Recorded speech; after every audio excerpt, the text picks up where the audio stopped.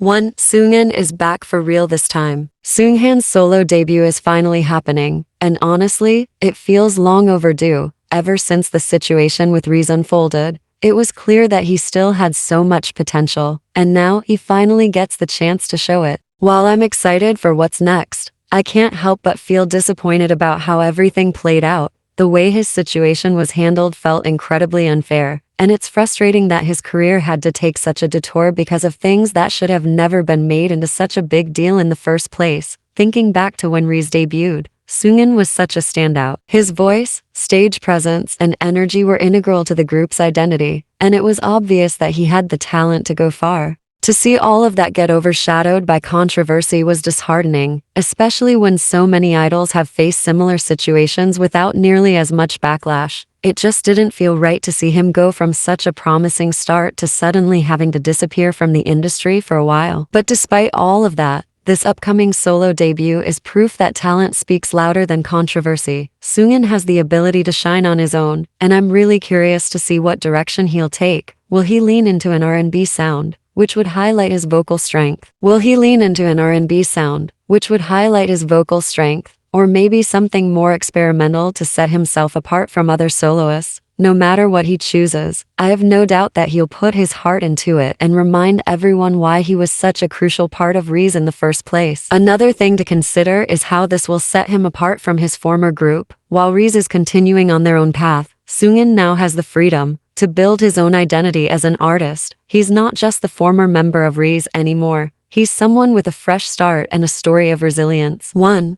Born Again 8 Down. Lisa's Born Again with Ray and Doja Cat is honestly one of the best collaborations I've heard in a while. From the moment I pressed play, I was completely absorbed in the song's atmosphere. It has this almost ethereal, nostalgic quality that makes it feel timeless. It's the kind of track that lingers in your mind long after it's over, leaving you with this indescribable feeling of longing and admiration. Even though I'm a little late to fully appreciating it, I can't stop thinking about how beautifully it all came together. One of the things that stood out to me the most was how seamlessly Lisa, Ray, and Doja Cat complemented each other. Each of them brought something unique to the table, and the song never felt overcrowded or like anyone was fighting for the spotlight. Instead, they all had their own moments to shine, and that balance made the song feel even more powerful. Lisa's presence was, of course, mesmerizing. Her voice carried this raw, emotional weight that made every lyric hit even harder. The production itself was another highlight. The instrumentation had this dreamy, cinematic feel, almost like it belonged in the soundtrack of a coming-of-age film. The way the melodies blended with the vocals made everything feel so smooth and immersive. And can we talk about the visuals?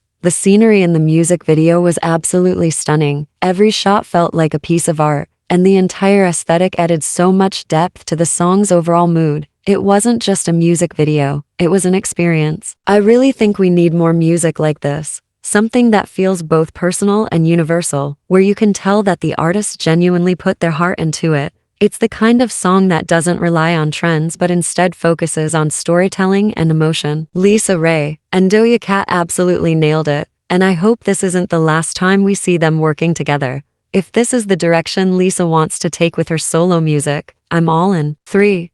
Hybe profits decline isn't surprising, I fear. Hybe's profit decline honestly isn't that surprising. It feels like every year, we hear about K-pop companies either making record-breaking revenue or suddenly losing money, and Hybe is no exception, with BTS still in their military service period and a lot of their newer groups still solidifying their footing. It makes sense that things would slow down a bit. Plus, let's be real. Running an empire as big as Hybe's is expensive. They've been acquiring labels, investing in global markets, and basically trying to take over the world. So of course, there's going to be some financial bumps along the way. But even with this decline, I don't think this is a Hybe's doomed situation. They still have some of the biggest names in K-pop, and once BTS fully returns, there's no doubt that their profits will skyrocket again. Let's not forget that BTS's comeback is basically going to be a worldwide holiday. Airports are going to be packed, albums will sell out in seconds, and I wouldn't be surprised if entire cities prepare for the influx of armies traveling just to see them. If anything,